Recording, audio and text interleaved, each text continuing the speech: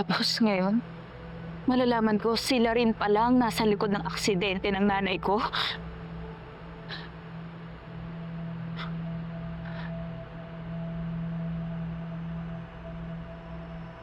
Kung nabaliktad nila ang kaso ng ate ko noon, hindi ko na hayaang mangyari pa ulit yun ngayon.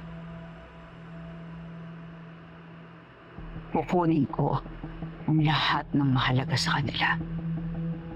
Una, yung negosyo na yan. Pangalawa, ang pagsasama nilang mag-asawa. At huli, ang dangal nila hanggang sa wala nang matira sa kanila. Parang hindi ako makapaniwalang naririnig kong sinasabi mo yan ngayon. Parang hindi ikaw eh. Kaya pala ang misteryoso mo noon. Totoo. Kakagulat lang. Hindi ako gulat. Matagal na nating alam na matapang itong si Noreen. Ngayon lang natin nalaman kung gaano siya katapang.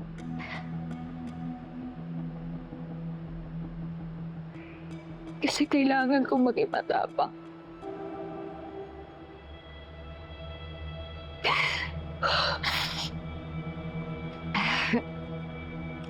Ito ang totoong ako. At masyado na akong malalim sa mga plano ko. Dahil malalim na rin ang sugat na binigay nila sa akin. At ngayon na nag-aaway-away na sila, alam kong mabilis ko nang mapapalabas ang totoo mula mismo sa mga bibig nila.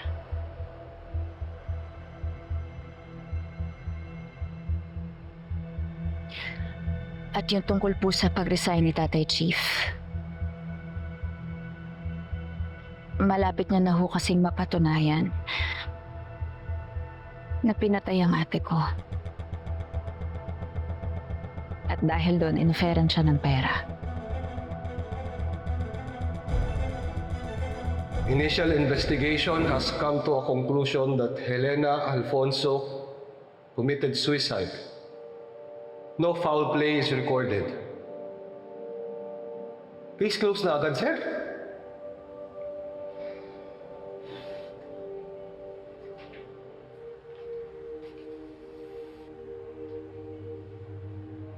Gardo, anahimik ka na lang.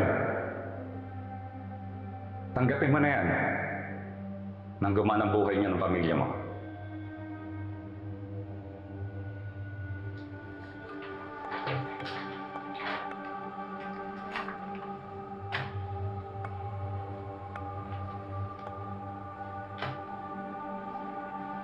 Mas kaya ko pang almusalin ang bala ng baril kaysa sikmurain ang suhol na yan. Naturingan tayong mga alagad ng batas, sir. Tapos baluktot ang pamamaraan natin. Permission to leave.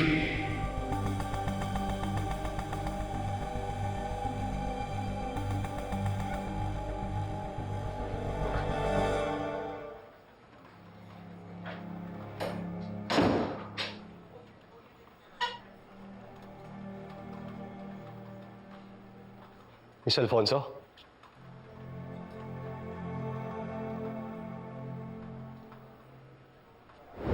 Pero hindi niya tinanggap. At mas pinili na lang niyang umalis. At ng araw ding yun,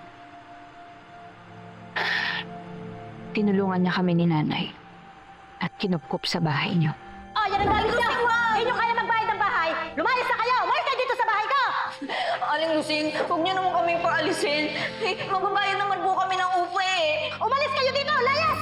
Oh, yan! Dahan-dahan naman. Layas! Dahan-dahan. Layas!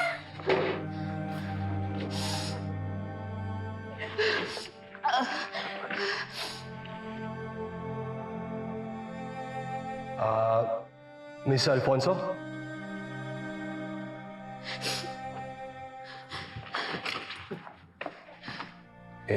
Hinahanap ko talaga kayo kasi gusto ko sana makatulong sa kaso ng ate mo.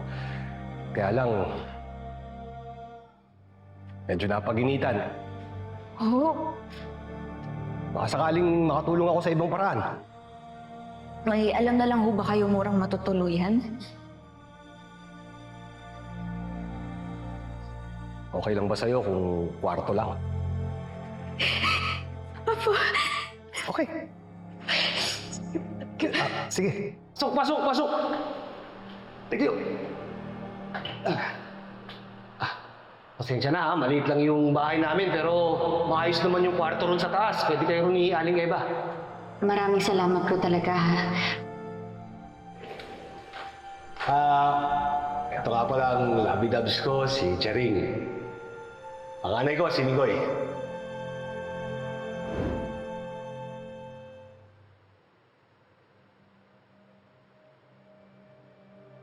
Bakit naman nila gagawin yun kung wala silang kinalaman? Patunay yun na may tinatago sila sa kaso ni Helena. Tsaka kasabot yung ibang mga pulis. Hindi ako papayag na hawakan nila ako sa leg. Noreen, naiintindihan kita. Dahil ang sabi ko kanina, ako ang tutulong sa'yo. Yung pinaglalaban ko, yung pinaglalaban mo pareho. Isang pamilya ang kalaban natin. Gagawin natin to. Magkakasama. Ano nang gagawin natin sa mga susunod na araw? Sisiguruhin natin na ligtas si Aling Eva at si Noreen. Bantay sarado tayo sa bahay. Shifting.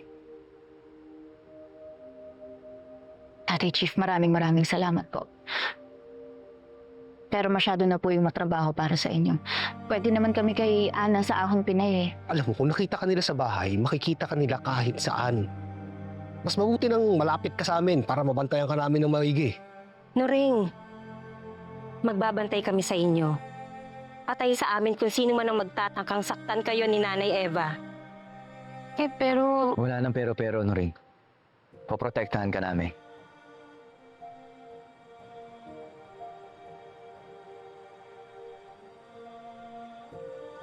Salamat.